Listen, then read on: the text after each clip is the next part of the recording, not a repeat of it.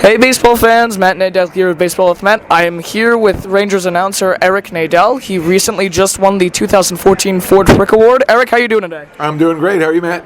I am doing excellent. Let's start with the interview. Okay, so what sports did you play/watch as a kid?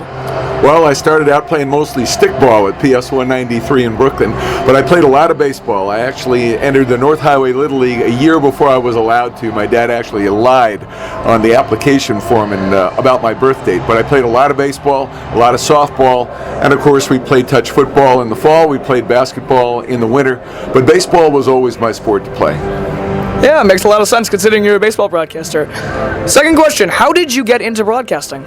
I was really lucky. I went to a program when I was in high school at Northwestern University for kids interested in radio. And I learned how to run a control board, and the following year one of my friends from that program got me a job as a substitute disc jockey in Hope, Arkansas.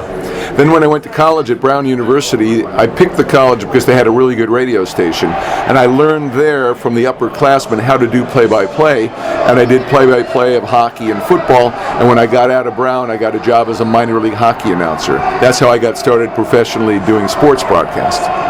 So now, like I said before, you are a broadcaster with the Rangers and have been for a very long time. So what is the best hitting/pitching performance you have ever seen as a Rangers broadcaster?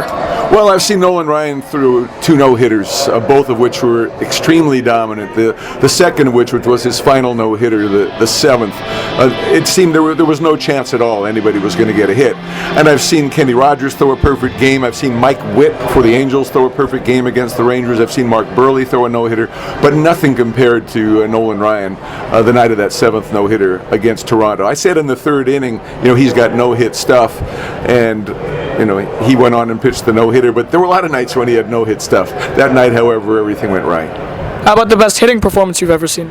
Well, amazingly, in a game in which the Rangers scored 30 runs, the most in modern Major League history, the bottom 2 guys in the batting order each drove in 7 runs.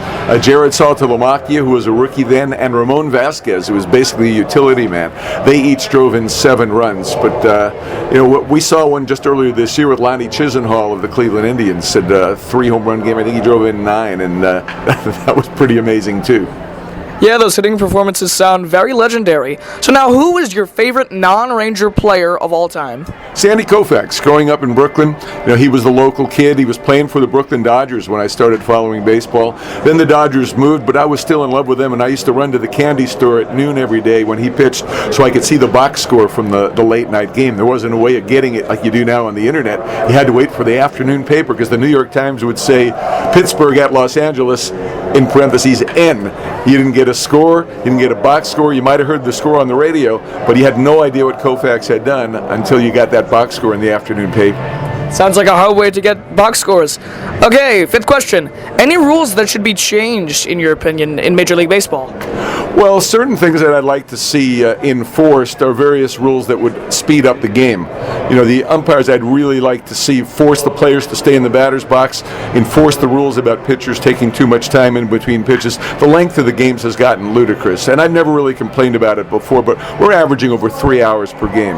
It's terrible. Another thing I'd like to see changed, there's certain rules about scheduling. For example, the Rangers are playing the Yankees now 7 times in 10 days. It's the only 2 series between these teams all year. It's not fair for them to be compressed into a 10-day period when certain players are injured. It's a tremendous advantage for one team over the other teams that are going to play the Yankees, for example, or disadvantage depending on who's healthy. I think that if teams are only going to play 2 series against one another, it should be spaced out by at least a month. And the other thing I believe now that you should have balanced schedules, because the wild cards are so important. To me, it doesn't make any sense to play these unbalanced schedules where we play 19 times against Seattle, 7 times against the Yankees. Seattle and the Yankees may very well be competing for a wild card spot this year.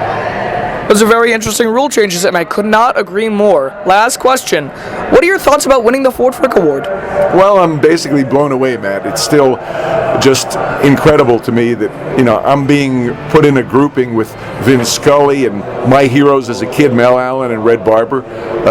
It's incredibly flattering, and as we get closer and closer to the date, and I start accepting this really is happening, it's still hard for me to digest that my name is going to be on a plaque in Cooperstown with those guys.